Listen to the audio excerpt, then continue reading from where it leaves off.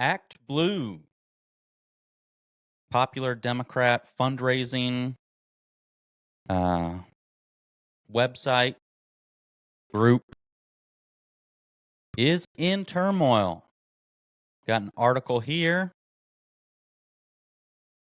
from the New York Times. Share screen here. I'll read a little bit of this and then we'll have a little chat. So, Act Blue, the Democratic fundraising powerhouse, faces internal chaos. At least 7 senior officials have left the group, setting off deep concerns about its future as it confronts scrutiny from congressional Republicans. Act Blue, the online fundraising organization that powers Democratic candidates, has plunged into turmoil, with at least 7 senior officials resigning late last month and a remaining lawyer suggesting he faced internal retaliation. The departures from Act Blue, which help raise money for Democrats running for office at all levels of government, come as the group is under investigation by congressional Republicans. They have advanced legislation that some Democrats warn could be used to debilitate what is the party's leading fundraising operation. Read a little more here. Won't read the whole thing, but this exodus has set off deep concerns about Act Blue's future. Last week, 2 unions representing the group's workers sent a blistering letter to Act Blue's board of directors that listed the 7 officials who had left.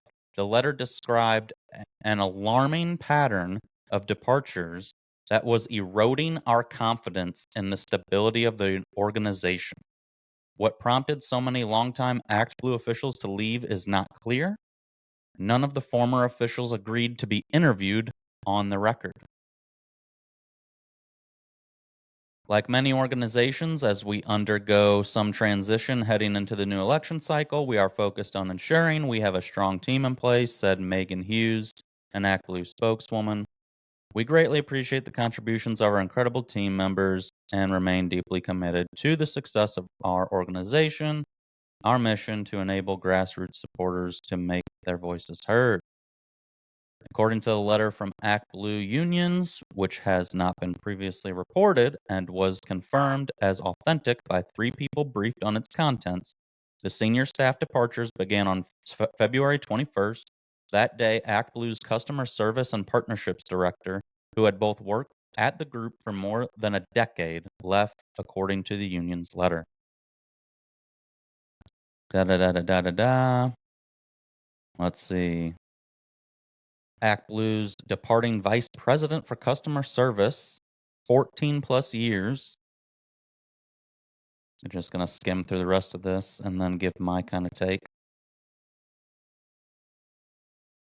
Okay, as these people left, Zain Ahmed, who was the last remaining lawyer in Act Blue General Counsel's office, wrote an internal Slack message on February 26th that his access to email and other internal platforms had been cut off and that all of the other messages he had posted in Slack had been deleted, according to a screenshot obtained by the New York Times.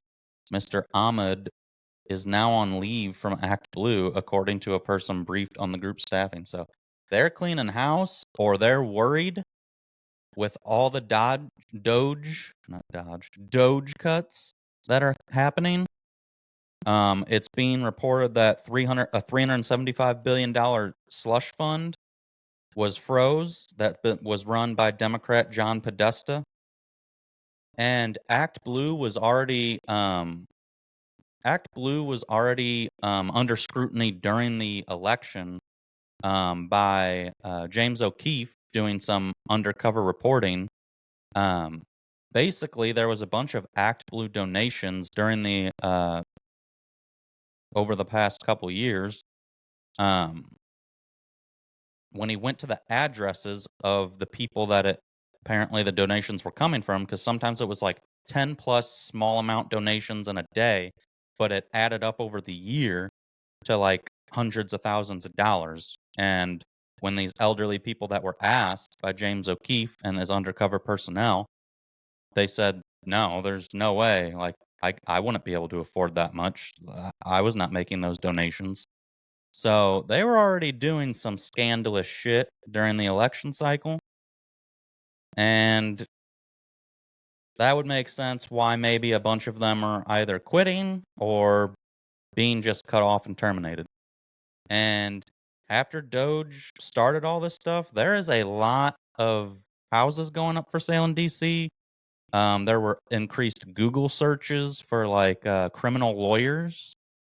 Um, Not necessarily correlated, but kind of fishy. So it's going to be really interesting to see what happens as Doge digs deeper and what the Democrats' plan is if all of their all their fundraising groups and whatnot, NGOs, and the way they were kind of slush funding money around get exposed. And if something's actually done about it, we will see. Time will tell. But they could be severely in trouble. It might be a good next few years for Republicans. And I don't know. Let me know in the comments what you think. Is this because of Doge? Is it just, kind of, I wouldn't call it normal turnover because it's like people that have been there for over a decade just suddenly up and left. So I think personally it's Doge. Whether Doge has specifically affected them yet or not, I don't know. But maybe they just see the writing on the wall and they're getting worried. So I'm real excited for Doge and what it can uncover. I think the Democrats are in big, big trouble. And hey, I'm not going to be biased here. If there's Republicans doing sketchy shit that Doge can dig up and find, put it all out there. I'm not a super partisan person. Like, I'll pick Republican over Democrat because the Democrats are so batshit crazy these days.